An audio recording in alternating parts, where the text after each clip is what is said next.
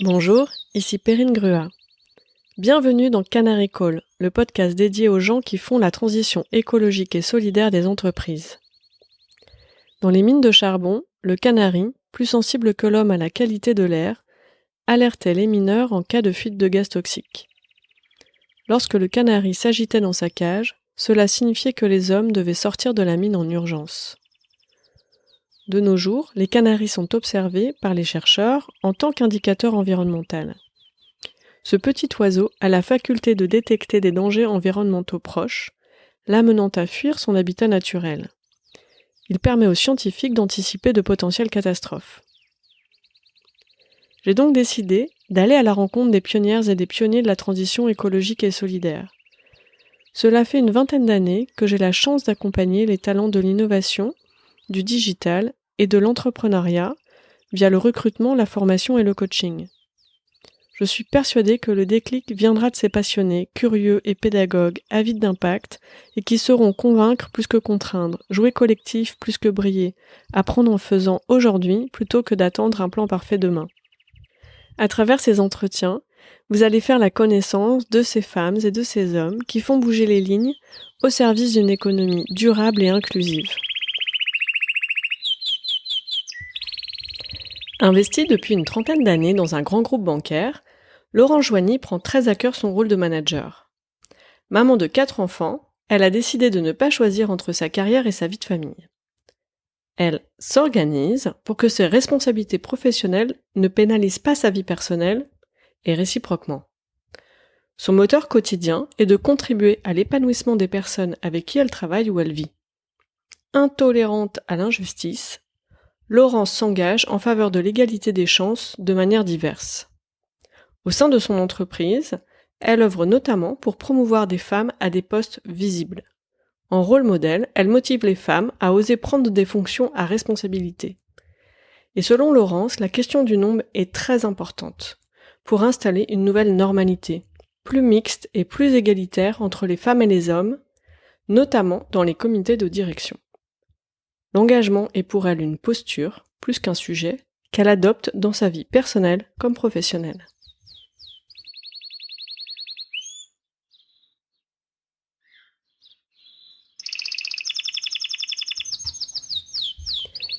Bonjour Laurence. Bonjour Perrine. Tu travailles dans un groupe bancaire. Tu es particulièrement engagée au service du développement des talents féminins et de la valorisation des talents féminins dans ton entreprise. Est-ce que tu pourrais nous expliquer comment est venu le déclic? Qu'est-ce qui a fait que tu es passée à l'action? Probablement par rapport à une expérience aussi personnelle. C'est un déclic qui est venu plus récemment. Alors un déclic plus récemment. Je travaille dans un univers qui est très masculin. Donc le secteur bancaire est traditionnellement très masculin. Et donc j'ai beaucoup travaillé avec des hommes, qu'ils soient managers ou collaborateurs. Donc peu de femmes autour de moi. Donc l'idée, mais j'ai jamais eu de problème par rapport à ça. C'est-à-dire que moi, j'ai eu la chance d'avoir des managers qui ont toujours valorisé mon travail et qui ont jamais considéré que, en tout cas, qui ont fait la différence entre un homme et une femme. En tout cas, j'ai pas vécu cette expérience personnellement. Mais j'ai participé à des groupes. Il se trouve que dans le groupe dans lequel je travaille, il y a un groupe qui anime justement cette possibilité pour les femmes de se rencontrer et de parler et d'oser aussi. Donc au travers de ça, en écoutant d'autres femmes, je me suis rendu compte que finalement mon expérience elle n'avait pas été vécue de la même façon par d'autres femmes, et qu'il y avait d'autres femmes qui avaient justement eu des expériences moins positives et qui étaient plus compliquées pour elles, avec des managers qui étaient sans doute moins favorables au développement de ces femmes et qui justement les voyaient comme des femmes et pas comme des collaboratrices. Et je pense que ça c'est une différence. Donc en voyant un peu ces expériences et ces retours d'expérience de ces autres femmes, je me suis dit finalement moi j'ai une expérience plutôt positive, et comment partager ça et se dire voilà, vous peut-être que c'est une question aussi de votre propre posture parfois qui est un frein. En tout cas, moi, dans mon comportement, j'ai jamais considéré que j'étais une collaboratrice Société Générale, certes une femme, mais que ça n'avait pas ça faisait pas de différence entre moi et un autre collaborateur. C'est dans les exemples, je suis maman de quatre enfants, et j'ai jamais fait en sorte que cette responsabilité pèse sur les responsabilités que j'avais dans mon travail. Donc je me suis organisée toujours en tant que telle pour que je n'ai pas à dire vis-à-vis d'un autre collaborateur il faut que je rentre plus tôt, j'ai mes enfants à aller chercher, et si je le faisais c'était dans le cadre d'une normalité, donc pas de différence par rapport à un autre collègue. Et je pense que c'est peut-être ça aussi, une certaine posture de pas être soi-même un frein à soi-même, en fait. Donc c'est de côté oser. Je pense qu'il faut savoir mais j'ai eu la chance, encore une fois, de travailler avec des collaborateurs hommes qui ne m'ont jamais fait sentir cette différence. Donc j'ai pas eu voilà. Et après j'ai pas non plus vécu de situation où je me suis sentie en infériorité, en difficulté. Voilà, si j'ai des difficultés, elles sont liées à mes compétences professionnelles et pas, encore une fois, vis-à-vis de moi. Donc en écoutant les expériences de certaines femmes, je me suis dit, je pense que pour certaines, c'est une question plus de posture. Et et puis après, il y a une chance dans la vie, une part de chance, de rencontrer des gens qui sont qui vous engagent à aller de l'avant. Et donc c'est plutôt la façon dont on se comporte plus que est-ce que je suis un homme ou une femme, quoi. Enfin voilà. En tout cas, ça c'est mon avis. Et donc c'est un peu ça que je voulais partager avec d'autres femmes. Donc pourquoi je m'engage auprès de jeunes collaboratrices qui ont envie d'évoluer, pour qu'elles osent aussi prendre des postes à responsabilité sans se poser de questions, en se disant mais je suis une femme ou je suis que ce soit pas une barrière. Et dans ce sens, est-ce que tu aurais en tête une démarche, un projet que tu aurais initié dont tu es particulièrement fière? Alors, je sais pas si on peut parler de projet. Démarche, c'est surtout justement des collaboratrices avec lesquelles je travaille, qui font partie de mon équipe, avec qui j'ai été avec lesquelles je travaille directement, de les accompagner dans leurs projets, dans leur évolution aussi, puisque ce sont des collaboratrices, 2 en particulier, qui sont aujourd'hui à d'autres postes et donc qui ont pu évoluer, pu se mettre en avant. Donc c'est vraiment aussi, je sais pas s'il y a c'est aussi avoir à l'esprit de s'assurer qu'il y a un certain nombre de femmes qui soient qu'on soit en nombre en fait suffisamment. Donc c'est de promouvoir plus de femmes à des postes qui sont assez visibles. Et qui elles-mêmes peuvent démultiplier par leur action l'envie à d'autres femmes donc c'est plutôt la démultiplication. Et donc moi j'ai eu la chance d'avoir quelques collaboratrices et de continuer à travailler avec d'autres femmes. Et donc quand j'ai des collaborateurs ou collaboratrices qui partent en mobilité, qu'il faut les remplacer, j'essaye, je dis pas que je favorise parce que ça serait pas normal pour les hommes non plus, mais en tout cas j'essaye de voir comment on peut aussi mettre en responsabilité des femmes. Voilà. Et quels ont été les effets directs ou indirects finalement de cette démarche? plus on sera nombreuses, moins la question sera posée ou sera. C'est toujours le fait d'être finalement un peu entre guillemets un cas qui pose question. Une fois que finalement ça devient une norme et que il y a un pourcentage, parce que malheureusement il faut parler de ça, qui soit significatif, ça devient une normalité, on se pose plus ce genre de questions. Donc moi j'ai encore ce réflexe quand parfois j'arrive dans des réunions où je me rends compte que je suis la seule femme dans une réunion où il n'y a que des hommes, et on voit bien comment le point de vue d'une femme peut être différent d'un avis masculin, ou en tout cas on peut se poser ou de comportement, c'est-à-dire que parfois sur des sujets qui nécessitent un peu de prise de position, lorsqu'on a une forte dominante masculine, il y a toujours cette volonté de celui qui dira plus fort que l'autre ou qui se mettra plus en visibilité que l'autre.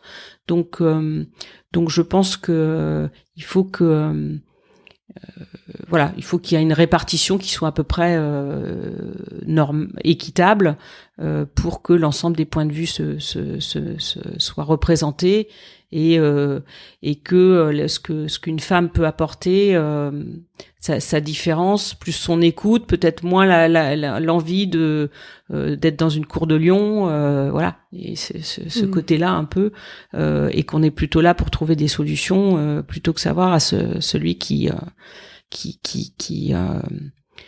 se mettra le plus en visibilité.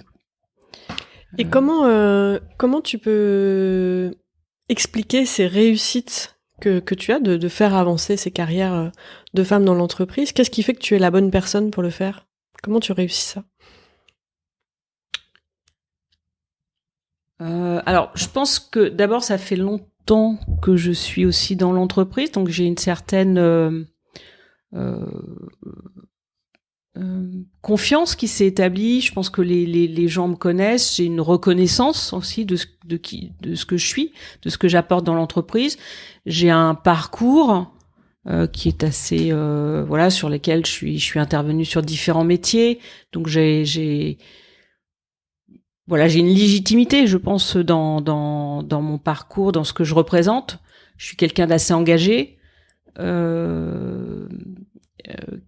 Et je pense que j'inspire confiance, donc ce qui fait que j'ai des gens qui viennent me voir, qui viennent me questionner pour savoir comment eux pourraient évoluer dans l'entreprise, qu'est-ce que j'en pense, qu'est-ce que je pense de ce qu'ils font, de leur parcours, donc j'ai aussi de l'écoute. Je pense que ça aussi c'est important. Donc les gens viennent me voir aussi parce que j'inspire j'inspire cette écoute. Donc après, la légitimité, elle s'est inscrite dans le temps.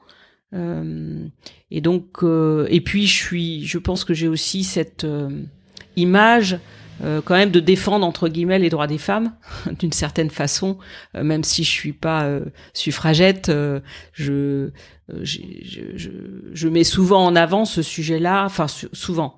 En tout cas, je n'hésite pas à me positionner lorsque dans une réunion, je considère que certains propos sont pas bien placés, ou que je peux défendre le point de vue d'une femme, oui.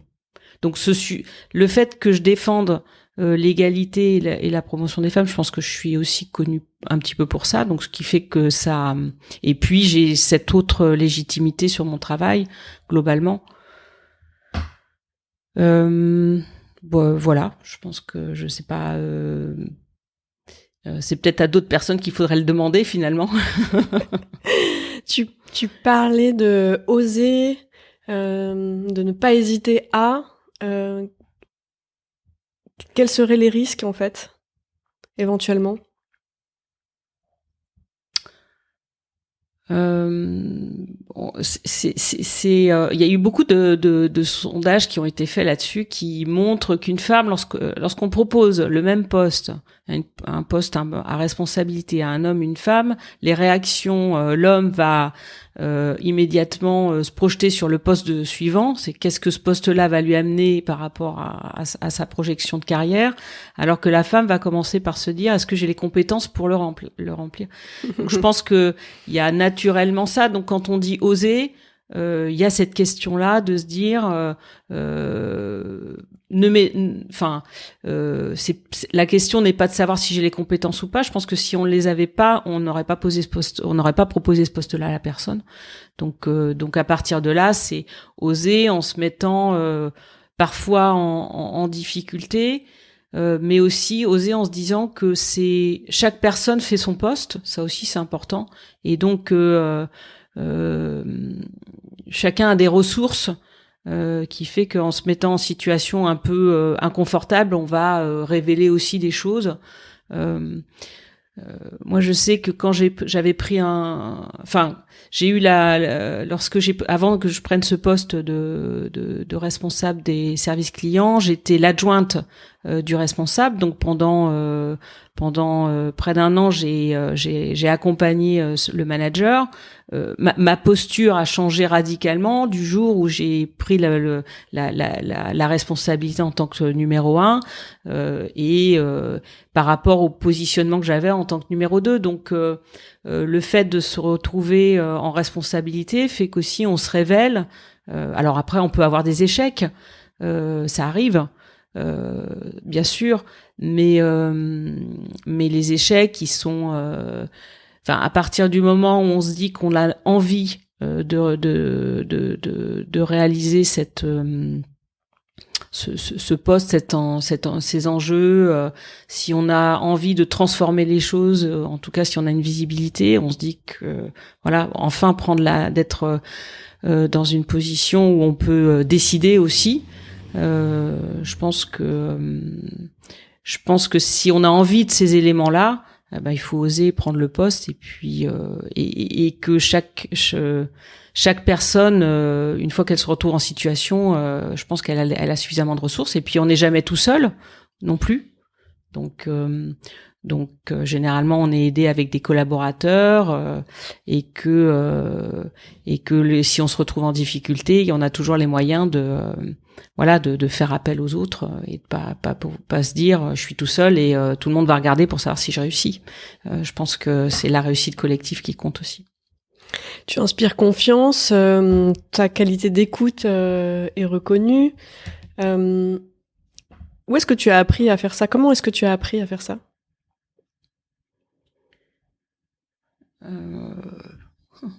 Je pense que ça fait...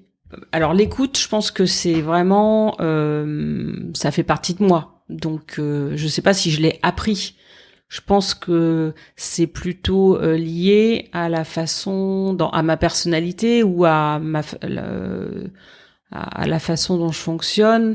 Je pense que je suis quelqu'un qui est d'abord tourné vers les autres. Donc ce qui m'intéresse... c'est en fait ce qui me gratifie le plus ou ce qui me réjouit le plus, c'est que les gens soient bien, heureux, épanouis. Voilà, donc je suis plutôt quelqu'un qui est plutôt empathique et qui s'intéresse à l'autre. Donc à partir de là, quand on s'intéresse à l'autre, je crois que ce qui va avec, c'est l'écoute généralement, c'est-à-dire que on parle, et d'ailleurs on arrive généralement mieux à écouter qu'à parler de soi-même, souvent dans ce cadre-là. Donc voilà, donc je pense que ça fait partie de ma personnalité, quelqu'un qui a toujours été tourné vers les autres et qui est en recherche de ça. Donc toutes les postes, toutes les actions que je mène, elles n'ont qu'un but d'une certaine façon, c'est de contribuer à l'épanouissement des personnes qui sont autour de moi et avec lesquelles je travaille ou je vis. Voilà, je pense que ça c'est important. Donc l'écoute, pour moi, elle est de pair avec ce comportement. La confiance, La confiance, elle vient du fait que je fais ce que je dis, je pense. Voilà, donc quand j'aide une personne ou quand je dis que je vais aider une personne, je vais jusqu'au bout de ce que je dis. Donc voilà. Donc il y a aussi une question d'engagement. Et une question d'avoir livré des choses, réalisé des choses, qui fait que les gens voient ce que je fais, les réalisations que je peux amener, la façon dont je travaille avec une équipe, et oui, ça amène confiance. Qu'est-ce qui te donne de l'énergie ? Parce que ça doit demander pas mal d'énergie de pousser ces idées-là, de pousser ces parcours-là au quotidien. Qu'est-ce qui te donne de l'énergie ? Qu'est-ce qui te ressource ? Qu'est-ce qui me donne de l'énergie ? Alors je sais pas, c'est ce qui me fait avancer. En tout cas, c'est l'idée de. Alors je suis quelqu'un qui est peu tourné vers le passé. Je suis quelqu'un qui d'ailleurs a une mémoire du passé assez peu importante. Et donc, je suis tournée vers tout ce qui est les projets ou les actions. Voilà, je suis quelqu'un qui est dans l'action. 2, je suis quelqu'un qui a besoin d'avoir un horizon ou une espèce de vision. Donc, ce qui me donne de l'énergie, c'est d'être dans l'action, d'avancer. De faire de développer des choses, d'avoir des projets, de faire bouger, voilà, de faire bouger les choses. Ce qui me frustre, c'est quand ça va pas assez vite, et en même temps, j'apprends à me dire qu'il faut pas toujours aller trop vite. Donc ça c'est aussi ça qui est important. Alors je l'apprends avec mon compagnon, et je l'apprends au travail aussi. Parfois effectivement je pense que transformer c'est important, mais il faut aussi prendre le temps de la réflexion. Et donc voilà, donc moi je suis quelqu'un qui est dans l'action, et l'énergie c'est quand ça bouge. Et à l'inverse, qu'est-ce qui te coûte de l'énergie ?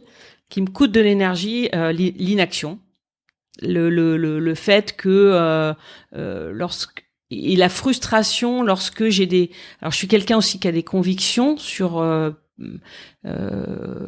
certaines, je sais pas si on appelle ça des convictions, des principes, mais la frustration de lorsque j'ai le sentiment de la direction dans laquelle il faut aller, et de me dire qu'on a tous les éléments pour y aller, mais qu'il va y avoir un frein, et que le frein il est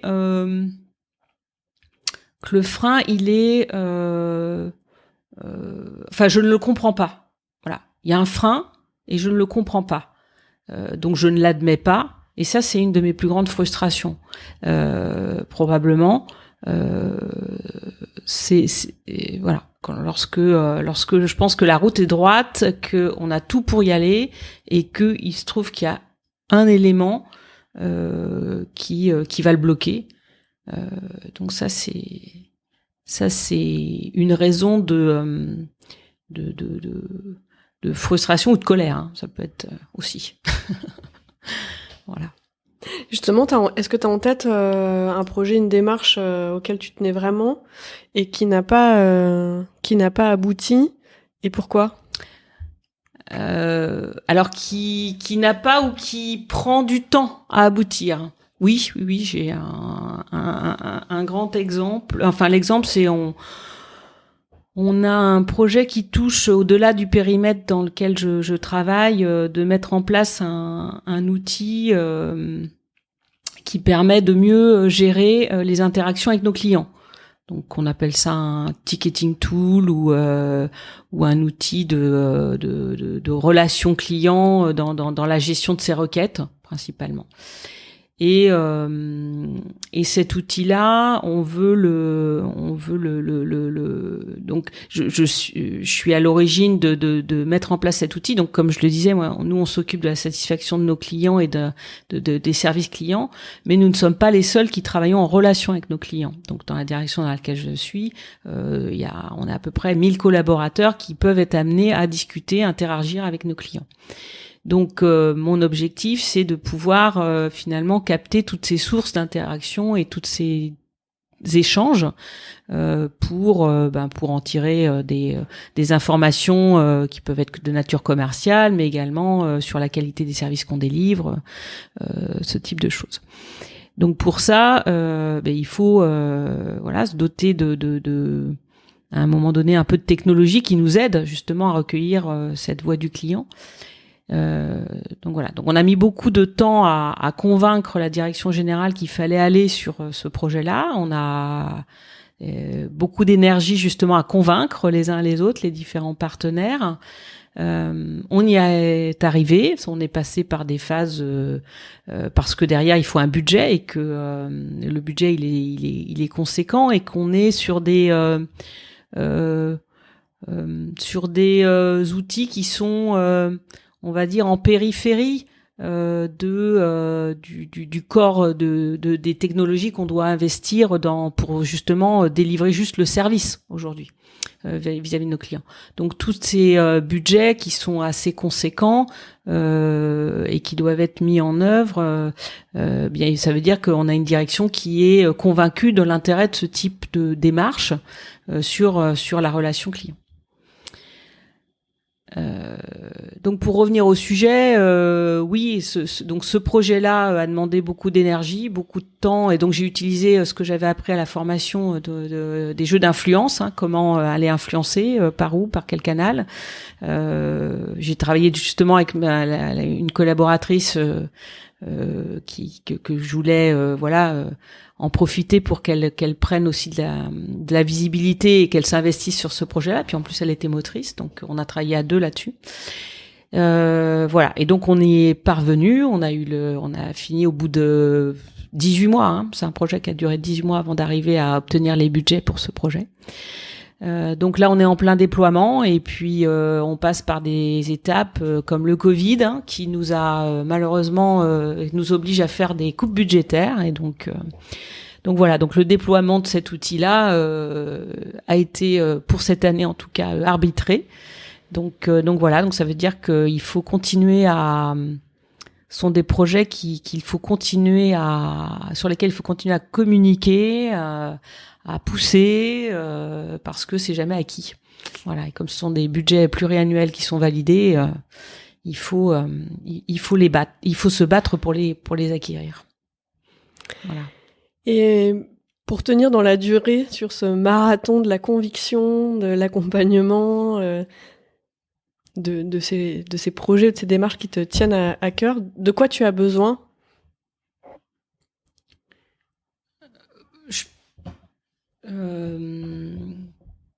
D'être plusieurs à être convaincus,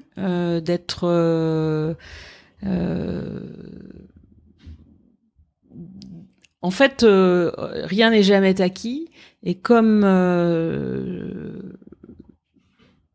la différence d'un projet sur lequel le budget est également est validé pour plusieurs années et qu'on est et qu'à un moment donné il faut délivrer parce que il y a un enjeu de révolution technologique par exemple pour délivrer le service à nos clients. Dans ces cas-là, il y a rarement il peut y avoir un arbitrage budgétaire, mais je dirais c'est plutôt assez rare. Sur des projets qui sont encore une fois en parallèle du service même qu'on délivre, mais plutôt qui sont liés à l'assistance, à l'usage, à la qualité, à la mesure de la qualité, je dirais ils sont pas indispensables. C'est ce qui apporte un plus à l'entreprise, qui va faire qu'on va se différencier vis-à-vis de la concurrence, mais qui finalement sont pas des projets entre guillemets vitaux. Donc dans ce cas type de projet, il faut avoir une communication qui soit en permanence, il faut démontrer la valeur, et donc il faut embarquer le plus de gens possible. Et c'est là-dessus. Ce sont aussi beaucoup des projets qui nécessitent du change management dans nos équipes. Donc parce que il faut que chaque équipe s'approprie ces nouveaux outils. Donc c'est beaucoup d'énergie à convaincre, passer du temps d'appropriation, beaucoup de communication. Et donc ça c'est aussi avoir les relais nécessaires dans l'entreprise pour que on soit pas juste 2, 3, 4 à porter le projet, mais une centaine qui deviennent 500 à un moment donné, quoi. Pour porter tes convictions, si tu avais en une phrase un cri d'alerte, un message à transmettre, quel serait-il ? Dans le message peut-être, ou dans ma façon de réagir ou de vivre au quotidien, c'est que je suis pas quelqu'un qui a un sujet particulier qui m'anime. Il y a beaucoup de sujets qui me tiennent à cœur, qui vont effectivement de l'égalité entre les hommes et les femmes, mais je dirais de l'égalité de manière générale.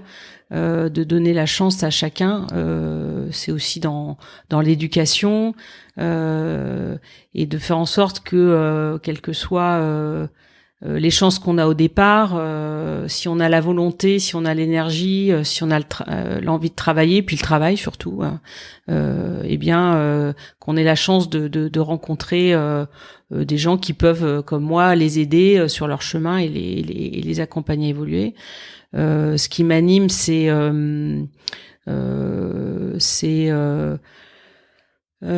l'égalité aussi de pouvoir retransmettre la transmission. Je pense que ça c'est important pour moi. Je me suis engagée aussi dans une course qui s'appelle Enfants sans cancer, et mon objectif c'était de participer. Alors j'ai l'habitude de courir, et ben au moins d'avoir la volonté de me dire que je courais pour une cause. Puis les enfants, ça me tient particulièrement à cœur aussi. L'égalité, je pense que l'égalité, tout ce qui relève de l'injustice, je trouve ça, ça fait partie des choses qui me mettent en colère. Et donc tout, si je peux agir dans mon quotidien ou dans mon travail ou dans ma vie de famille à réduire ces inégalités, voilà, c'est sans doute ce qui me porte chaque jour. Donc pour toi, est-ce que je reformule correctement si je dis pour toi l'engagement c'est avant tout une posture plus qu'un sujet ? Oui, l'engagement c'est oui. C'est en fait, je pense que je fais beaucoup de choses par intuition, et que je suis quand je me lance dans quelque chose. Alors encore une fois, je suis pas quelqu'un qui va partir dans une direction et y mettre toute mon énergie. Je pense que l'énergie que j'ai, je la mets dans beaucoup d'actions. Et que je suis quelqu'un d'engagé et mobilisé. Et en tout cas, lorsque je décide de m'investir dans une direction, je m'engage et je tiens les engagements sur lesquels j'ai pu donner des indications, en tout cas les engagements que j'ai pu prendre, je cherche à les tenir. Oui, voilà, je vais pas faillir. En tout cas, ça c'est important pour moi. Merci beaucoup. Pour conclure, est-ce que notre échange t'évoque un titre, une musique en particulier qu'éventuellement tu auras envie d'écouter là maintenant tout de suite? Un titre, une musique, un titre de France Gall. Alors j'ai plus le Résiste. Voilà, Résiste de France Gall. Résiste. Eh bien, merci beaucoup, Laurence, pour cet échange authentique, sincère, frais. Merci beaucoup. Écoute, merci beaucoup, Perrine, pour cet échange aussi.